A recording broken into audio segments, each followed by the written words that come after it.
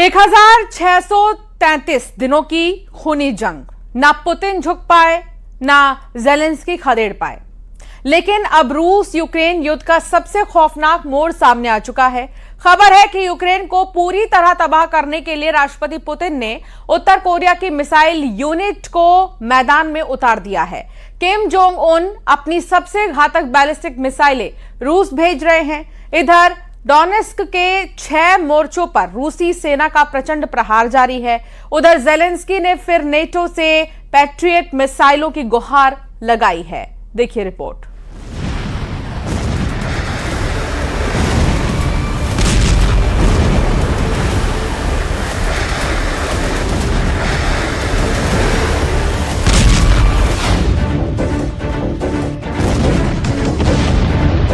एक 1633 दिनों की खूनी जंग में ना तो रूस पूरी तरह से यूक्रेन को अपनी शर्तों पर झुका पाया है और ना ही यूक्रेन पश्चिमी देशों की मदद के बावजूद रूसी सेना को अपनी जमीन से पूरी तरह खदेड़ पाया है। दोनों देशों की जीत के नए दावे, सैनिकों और हथियारों के नुकसान के चौंकाने वाले आंकड़े और युद्ध का वो खौफनाक सच जो अब दुनिया के सामने आ रहा है, वो वाकई बेहद भयानक है।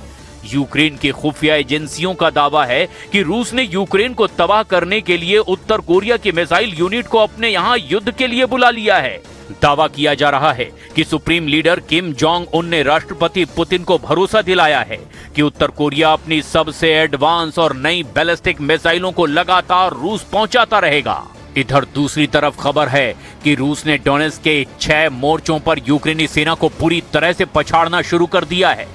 और वहीं दूसरी तरफ ज़ेलेंस्की ने एक बार फिर से अमेरिका और नेटो देशों से गुहार लगाई है कि वो हर हाल में यूक्रेन को पैट्रियट मिसाइल दें, नहीं तो यूक्रेन को भारी नुकसान होगा। अब इस भयानक जंग की हम सबसे पहले वो खबर आपको दिखाते हैं जिसने यूक्रेन के साथ साथ अमेरिका और नेटो के भी होश उड़ा दिए हैं।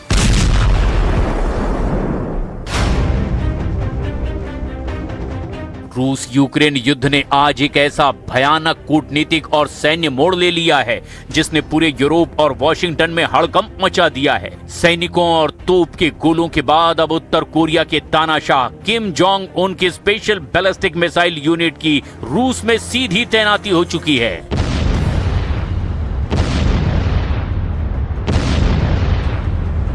यूक्रेन की मिलिट्री इंटेलिजेंस एजेंसी यानी GUR ने खुलासा किया कि 120 घातक बैलिस्टिक मिसाइलों और 6 विशाल लॉन्चर के साथ उत्तर कोरियाई सैन्य यूनिट पश्चिमी रूस के वोरोनिश इलाके में पहुंच चुकी है। इनकी तैनाती तब की गई जब यूक्रेन मिसाइल इंटरसेप्टर की भारी कमी से जूझ रहा है। इससे पहले उत्तर कोरिया अपने सैनिकों को यूक्रेन युद्ध में तैनात कर चुका है। इस खबर ने यूरोपीय देशों से लेकर अमेरिका तक की चिंता बढ़ा दी है। ऐसे में रूस इसका फायदा उठाने के लिए ज्यादा बैलिस्टिक मिसाइलों का इस्तेमाल कर रहा है। हॉर्मुज के दलदल में ट्रंप प्रशासन इस कदर उलझ चुका है कि तबाही का हर आंकड़ा वॉशिंगटन को डरा रहा है। एक तरफ आसमान में कीट पतंगों की तरह गिराए जा रहे करोड़ों डॉलर के MQ-9 रिपर ड्रोन, तो दूसरी तरफ युद्धपोत USS अब्राहम लिंकन पर जवानों का डिप्रेशन और खूनी फ्रस्ट्रेशन। ऐसे हालात में सवाल उठ रहे हैं कि क्या हॉर्मुज के इस ट्रैप से बाहर निकलना अब अमेरिका के लिए नामुमकिन हो चुका है।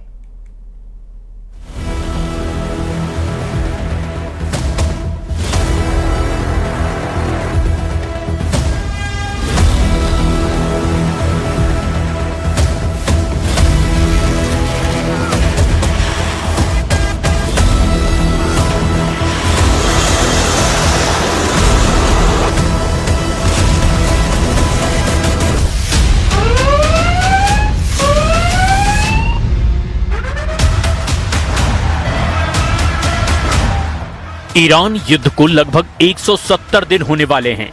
5 महीनों से ज्यादा की जंग में इस वक्त ट्रंप बुरी तरह से फंस गए हैं। एक तरफ हॉर्मुज पर ईरानी गदर है तो वहीं दूसरी तरफ अमेरिका के बेहद महंगे और एडवांस MQ-9 ड्रोन को ईरानी सेना और हूथी लड़ाके कीट पतंगों की तरह हवा में मार रहे हैं। लंबी जंग से कराह रहे अमेरिकी सैनिक आपस में ही एक दूसरे पर खूनी हमले कर रहे हैं और खुदकुशी तक कर रहे हैं। ईरानी मीडिया तंजीम न्यूज और मेहर न्यूज ने दावा किया है कि अमेरिका का विमान वाहक युद्धपोत यूएसएस अब्राहम लिंकन जंग के मैदान से भाग रहा है, क्योंकि उस पर मौजूद 5000 अमेरिकी नौसैनिक भारी तनाव और डिप्रेशन का शिकार हो चुके हैं। फारस की खाड़ी और हॉर्मुज में इस वक्त 21वीं सदी का सबसे भीषण सैन्य दलदल बन चुका है। कूटनीतिक गलियारों में एक ही चर्चा है, हॉर्मुज के ट्रैप में डोनाल्ड ट्रंप का प्रशासन पूरी तरह उलझ गया है। ईरान के रणनीतिकारों ने साफ कर दिया है कि ये कोई 2-4 दिन की झड़प नहीं, बल्कि एक लंबी थका देने वाली जंग है। खुफिया रिपोर्ट्स और ईरानी सैन्य कमान के बयानों का दावा है कि तेहरान ने 2029 तक युद्ध जारी रखने की तैयारी कर ली है। ईरान का मानना है कि हॉर्मुज से दुनिया के 20% कच्चे तेल का रास्ता रोककर वो अमेरिकी अर्थव्यवस्था और वॉशिंगटन के सैन्य दबदबे को धीरे धीरे घुटने पर ले आएगा। कुल मिलाकर ईरान युद्ध ट्रंप के लिए कोड़ में खाज बन चुका है, जहां सिर्फ और सिर्फ अमेरिका को भारी नुकसान हो रहा है।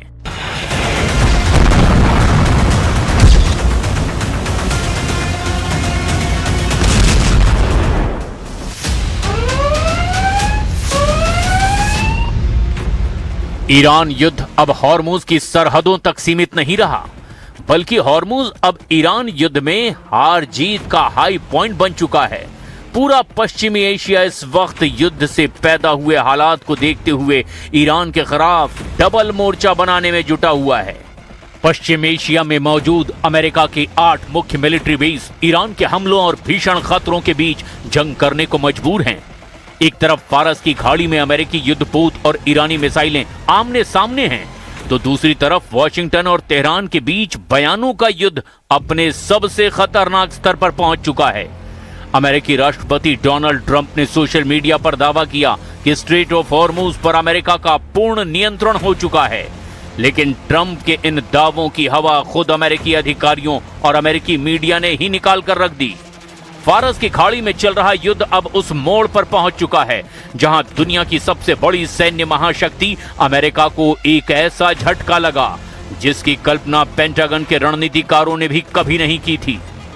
अमेरिकी वायुसेना का सबसे भरोसेमंद, सबसे अत्याधुनिक और घातक हथियार MQ-9 रिपर ड्रोन ईरान के आसमान और हॉर्मुज की हवाओं में मची तबाही का शिकार हो रहा है।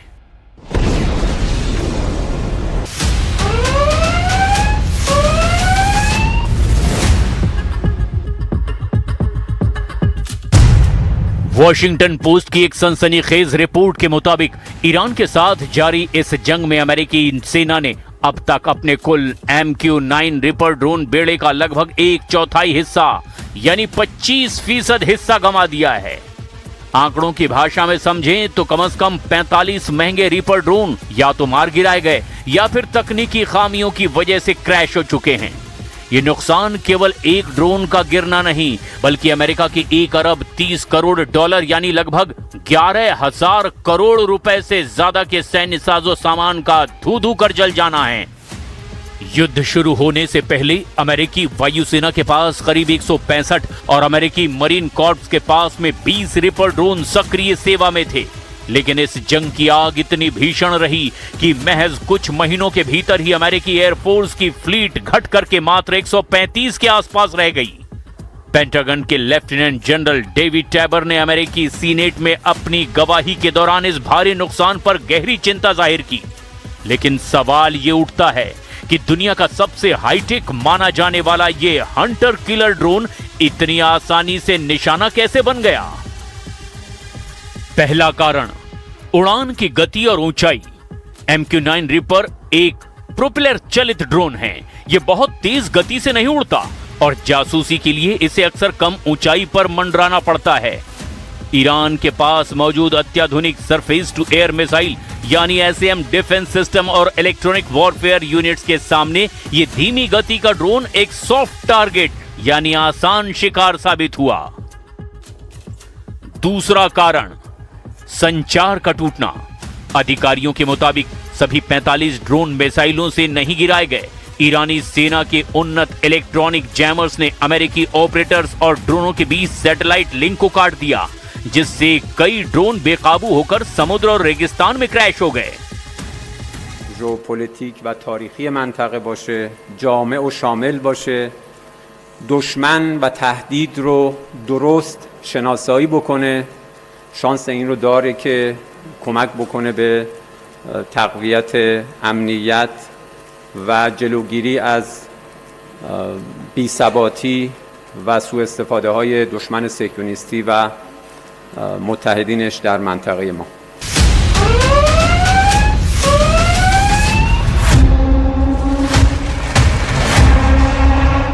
एक अकेले MQ-9 रिपर ड्रोन की कीमत उसके सेंसर, रडार और हथियारों के आधार पर 3 करोड़ से 5 करोड़ डॉलर यानी 250 करोड़ से 400 करोड़ रुपए के बीच होती है।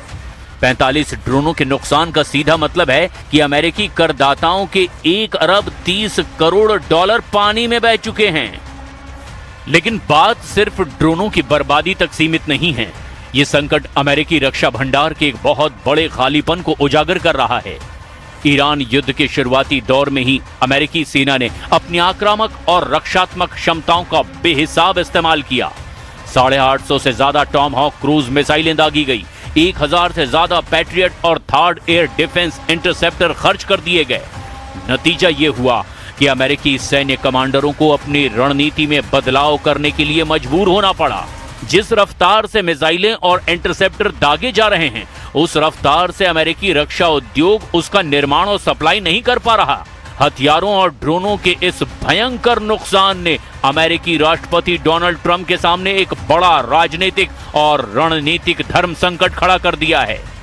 45 ड्रोनों का नुकसान, युद्धपोत पर मंडराता संकट और 2029 तक खींचने वाला